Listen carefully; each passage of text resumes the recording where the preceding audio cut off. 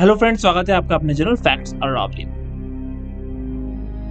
आज का हमारा विषय है प्राचीन इटली की एट्रस्कन सभ्यता, जिसकी कहानियां हूबहू रामायण की कहानियों से मिलती जुलती हैं। ये एक इत्तेफाक है या सच्चाई, ये हम आगे जानेंगे।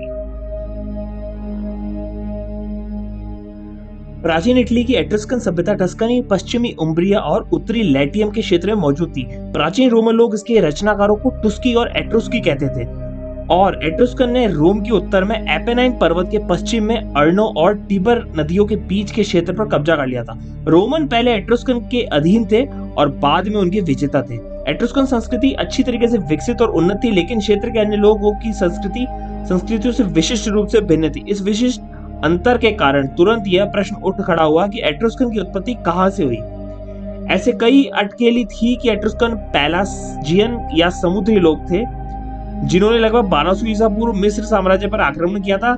19वीं शताब्दी के दौरान यह पता चलता है कि यूरोप की अधिकांश भाषाएं इंडो यूरोपियन नामक एक बड़े भाषा परिवार से संबंधित थी, लेकिन एट्रुस्कन उनमें से एक नहीं थी। डीएनए विश्लेषण की तकनीक को उत्पत्ति के प्रश्न पर लागू किया गया। The American journal of human genetics के अप्रैल 2007 अंक में प्रकाशित एक अध्ययन में टस्कनी में माइटोकॉन्ड्रियल डीएनए की 11वीं वंशावली खोजने की रिपोर्ट दी गई, जो यूरोप में कहीं और नहीं पाई जाती है, लेकिन निकट पूर्व में पाई जाती है।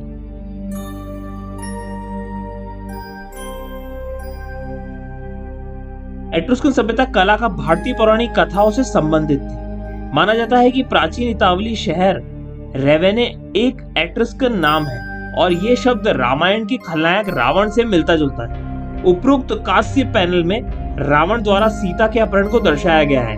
पेंटिंग के केंद्र में एक मृत हिरण, मरीच और रावण और सीता के बीच का संघर्ष को देखें।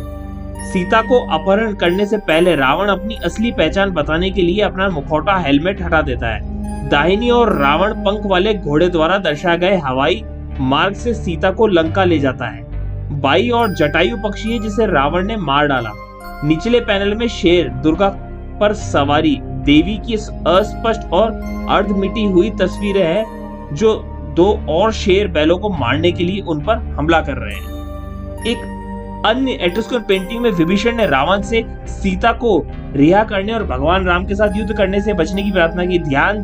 ध्यान दे कि ये वही दाढ़ी वाला रावण है जिसे पिछले स्केच में देखा गया था। सीता सिर झुकाए बैठी है, तस्वीर में स्पष्ट नहीं है। आप रामायण और भागवत पुराण के दृश्य को दर्शाने वाले एट्रुस्कन सभ्यता के अधिक चित्रों को देख सकते हैं। कहा जाता है कि रोम का नाम राम के नाम पर ही रखा गया है। इस पृष्ठ के शीर्ष चित्र में हाथी बछड़े को दर्शाया गया है, जहां हाथी की सवारी की जाती है।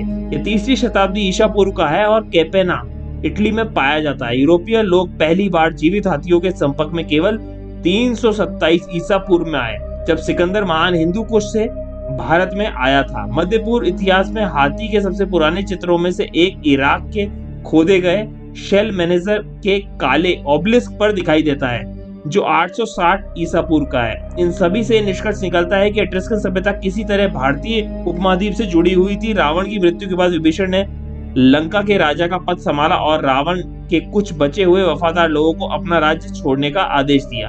ऐसा माना जाता है कि कुछ दिग्गज उत्तर और दक्षिण अमेरिका की ओर चले गए, जबकि अन्य यूरोप और मध्य पूर्व की ओर चले गए। ऐसी और रोचक जानकारी जानने के लिए जुड़े रहिए हमारे चैनल। उसके लिए please do like and subscribe our channel, और नए वीडियो नोटिफिकेशन के लिए बेल आइकन को दबाना ना भूलें। आपका दिन शुभ रहे। धन्यवाद।